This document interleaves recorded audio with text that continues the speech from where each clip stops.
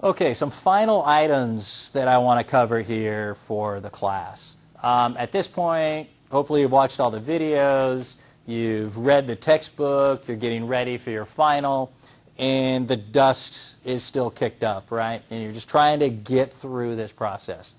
Well, after the dust settles and this class is over, I want you to give some thought to what this class is really here for. And what this class is here for is to put you in control of your life, right? You're in charge of your life. It's not what your mom and dad think you should do, what your friends think you should do, what your brothers and sisters think you should do. This is on you.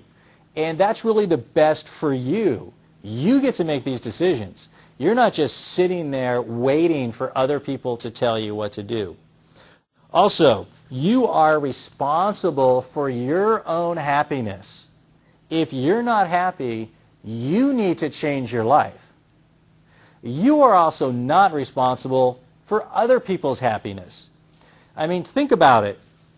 If you are responsible for the happiness of your mom and dad or your spouse, how do you do that?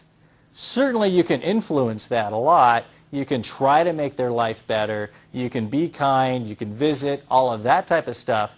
But in the end, if you have a parent or a spouse or a friend that is always miserable, you cannot make them happy. The same as your spouse cannot make you happy. Your parents cannot make you happy.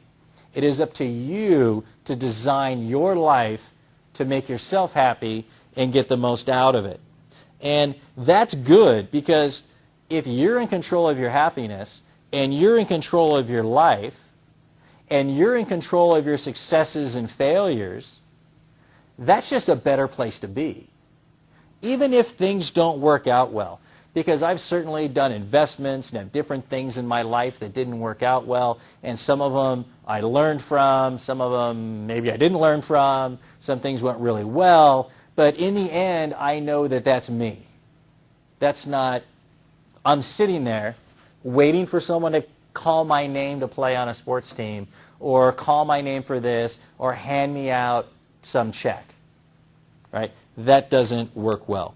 What we want here, for better off of any analogy, we want you to be in the driver's seat of your life, right? We want you controlling the car, deciding what roads to take, how fast to drive, where you're going to live, where you're going to go. Don't be a passenger, passive, sitting there, controlling nothing, and just meandering down. I mean, life is just such a wonderful thing. You don't want to give it up, okay? Also, this finance stuff takes time. It takes time to learn all this. It's not easy. One of the best places to start, if you think you don't have a lot of knowledge, is to read the Sunday business section and the Monday business section. Those were printed when the markets were closed. They tend to have more articles on how to buy insurance, how to decide to buy a house, lots of different easy articles to read, and you're just trying to build a base of knowledge. It is, in my opinion, critical to build that base of knowledge. One other thing, I want to make sure we mention this in another video, but for the most part, get-quick-rich schemes don't work. If get-rich-quick schemes worked, we would all be rich. But we're not. The people who get rich in get-rich-quick schemes are the people who set them up and steal money from everybody else. So shy away from those things when people come to you and say, hey, I have a guaranteed 16% rate of return, guaranteed to double your money in 90 days. Those don't exist. All right? They are going to be scams.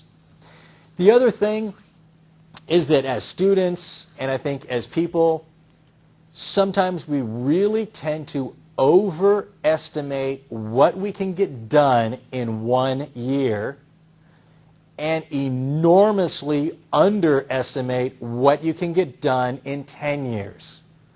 And so when you're setting these goals, I want you to have 10-year plans.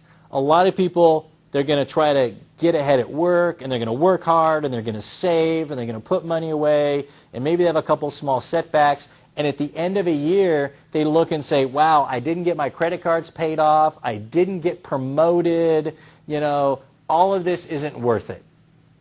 But if you keep that up and you look at over a 10-year period, then all of a sudden you're looking over the 10-year period, maybe you got 3 promotions. You paid all your debt off. You paid your house off. You set up your 401k plan. If you're in college, a lot of people say, well, I want to take 16 units this semester, 9 during the summer, 6 in winter, and another 16 units, and I want to get all A's. And that all falls apart because they get sick, they fail a class or something else like that, and they look at themselves and go, oh, I'm a failure. But if you stay consistent, even if you're taking just 12 units a semester and 1 3-unit class in the summer, over 10 years, not only can you have from the start, you have your AA degree, but also your bachelor's degree and probably a master's degree. And if you're working real hard, maybe even have your doctorate within 10 years. And so can't necessarily get a lot done in a year. Over 10 years, it's amazing what you could get done. Also, when you set these goals, you want to set goals that are going to make your life better, and they're going to make your family proud. That's one of the great check things when I do my financial plans and I set up what I think I'm going to try to accomplish in the next 5 or 6 years. You know, would my grandparents be proud of what I've set forth? The amount of charity work, the amount of work that I'm going to do for me, because there's certainly some things within my plans that are solely for me. There are things solely for my family. You know, have I struck a good balance in life? And so would my parents or my grandparents be proud if I accomplished all this in the next 5 years or 10 years or whatever your time horizon is? And so I'd like to end with this, which is just a couple stories from my own life. If you walk into a cemetery, you do not see in that cemetery something that says, beloved accountant. Great guy who worked overtime on Saturdays all the time. Great worker, gave up every Saturday and Sunday to make quarterly profits. I mean, you don't see that. What you see is beloved wife, husband, cherished brother, sister, loving father. Those are the type of things. When we're planning this life and trying to make our life better, and part of that is financially, certainly, we want to come back to the most important things in life are love and family. Those are the 2 most critical things that are going to go on in your life, and everything should be orientated back to those 2 things. I look at a couple things that happened in my life, and man, I'm glad I didn't miss them. One of them is I got a call at about 6 a.m. and there was a break-in at a store, and my boss wanted me to go down and go through some things and check all this stuff out. And my daughter, who plays hardball at the time with all the boys, was in the semifinals of a city tournament. She's a phenomenal second baseman with one of the better batting averages in the entire league because she's just incredibly strong and tenacious. But she had that going on. She was also in a hitting slump. And so I told my boss, I went, no, I'm going to my daughter's baseball game. And I was the assistant coach. And so my daughter had dropped from batting second in the lineup all the way down to second to last because she was in such a horrible hitting slump. You know, mentally she wasn't there. And I was one of the assistant coaches. And so one time she comes up to bat. There's 2 outs, bases loaded. She's just walking to the plate going, my God, I don't want to be here. I wish someone else is batting. So I call her aside and say, hey, you know what? Just swing as hard as you can. I don't care if you strike out in 3 swings. I don't care where the ball is. Just swing at it, go down swinging. And so, got her pumped up a little bit. She goes up there. Their pitcher was a phenomenal pitcher, and he just throws a heated strike down the center of the plate, and she's just ready to swing from the get-go. And so she goes to swing, connects with this thing. At the time, it was the bottom of the second inning. It was a 0-0 game. Bases loaded, 2 outs. She actually bounces one off the foot of the right field fence, gets a double, drives in 3 RBIs. She ends up stealing third, and so there I am out at the end of that inning, able to give my daughter a huge hug for that instance, and that actually ended up being one of the best games of her life. She went 4 for 4 in that tournament.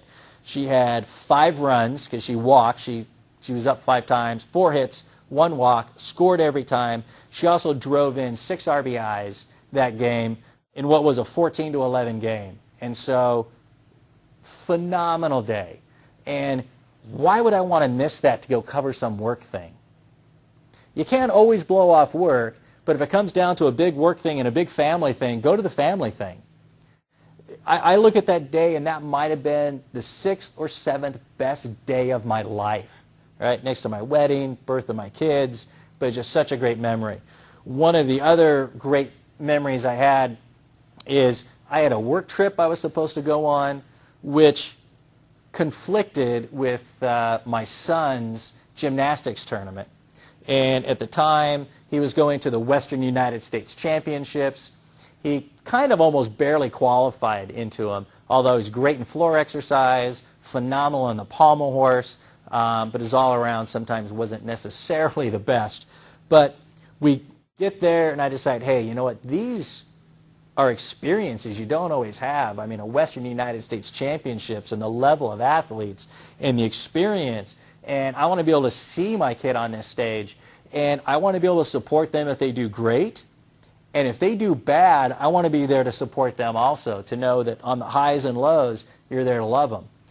In this instant, my son went out and did the most phenomenal routine on the floor exercise, ended up being the Western United States champion in floor exercise, also medaled in the pommel horse. It was just a fantastic time. And when all is said and done, that's what we're going to remember. We're going to remember the times with our friends and down at the beach and laughing hysterically around a bonfire. We're going to remember the sporting events. We're going to remember the birth of our kids. We're going to remember our kids getting married. We're going to remember our grandkids. We're going to remember all those sweet, tender times. You're not going to remember how big your house was. And you're not going to remember how fast your car is. You're going to remember all those things revolving around love and revolving around family. So hopefully you take these tools. Hopefully you use them. I hope you've enjoyed the class. Thank you very much for your time.